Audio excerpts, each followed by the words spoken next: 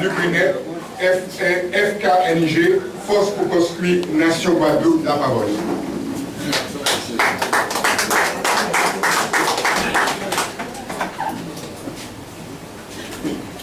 Force pour construire Nation Guadeloupe et à CIPN, Comité international du peuple noir, en cas de salut fraternel pour nous toutes, membres à Boudima, c'est aussi membres à Martinique, donc à la peuple Martinique.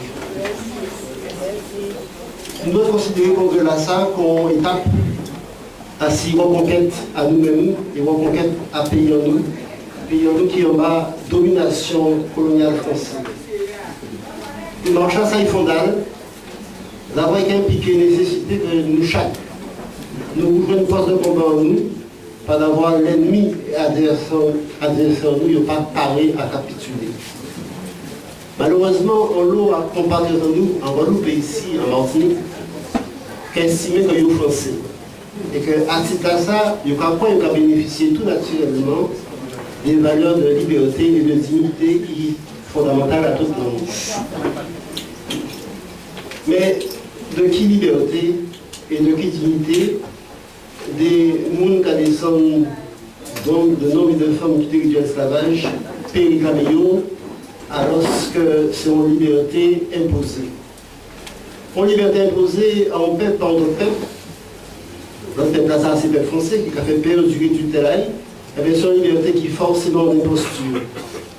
Et nous n'avons pas de dignité à nos conditions là, ça, où nous l'avons dominé et il permet à prendre une décision qui a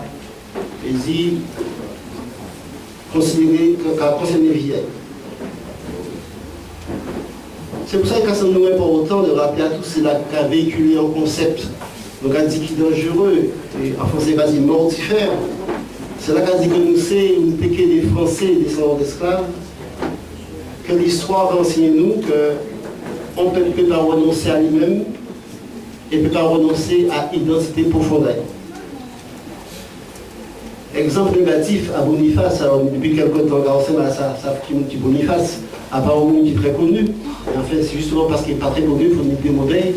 Boniface, c'est un Guadeloupéen, un homme petit banal, ordinaire, qui en 1802, alors que Richemont s'est venu au nom à Bonaparte, rétablir l'esclavage en Guadeloupe, il a lancé avec les Français contre Delgrès et Contignac. En 1802, sauf que ça passait au mois de mai et qu'au mois de juillet 1802, le 16 juillet, général Richemont, il rétablit l'esclavage et il bat tous les Guadeloupéens qui étaient 24 heures, donc en journée, pour ça qui étaient dans les villes, et 4 jours pour ça qui étaient dans les campagnes, pour quitter Cantaïo, parce que depuis le Boniface est là et qu'il peut subir même son là aussi. Voilà. Tout partout à la terre, le peuple a levé, a émancipé pour changer au nom du cas estimé qui est juste. Des initiatives fortes. L'initiative qui a sorti des chemins battus et l'initiative qui a sorti dans les cadres établis par les Français. Nous commençons à travailler en Guadeloupe dans ces démarches-là, c'est pour ça que depuis plusieurs mois, nous avons travaillé sur un chantier à les assises des organisations anticolonialistes et patriotiques, à comprendre le PLG, le PCG, le COPAGOA, le CIPA et nous-mêmes, FKNG. Et nous avons pensé que d'ici fin de l'année, PKB, c'est ça.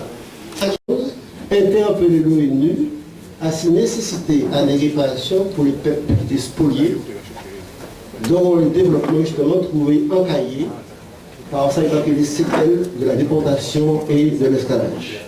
En qui est fini pour dire que si le 30 avril 1849, la France arrivait voter en loi d'indemnisation pour les propriétés d'esclaves, donc pour les béquets, dont les descendants, justement, aujourd'hui là encore, qui ont documenté, qui a constitué la classe dominante, eh bien, nous avons disposé depuis 2001 de la loi Tourbillard, que nous avons considéré comme étant un point de départ, que nous devons absolument transformer en loi de réparation politique, morale et matérielle.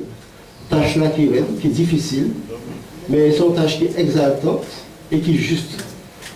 En tous les cas, nous avons pensé que c'est une mission qui est assignée à nous, à la génération à nous, pour que tout le monde a pays Martinique, tout le monde a pays Guadeloupe, et tout le monde a tout pays, le tiers-monde, eh bien, pour dignité en nous, jeudi là et demain. Alors pour terminer, on avait dit que nous voyons que quelques jours, c'était le 31 octobre 2011, la Palestine, qui depuis des décennies qu'a promis effectivement pour être reconnu comme l'État, il arrivait à accéder effectivement à l'UNESCO et que la France même trouvait obligée de voter pour lui. Qui veut dire qu'il faut qu'on nous fasse preuve d'imagination, d'audace et de détermination pour obtenir aussi liberté en tout. Merci.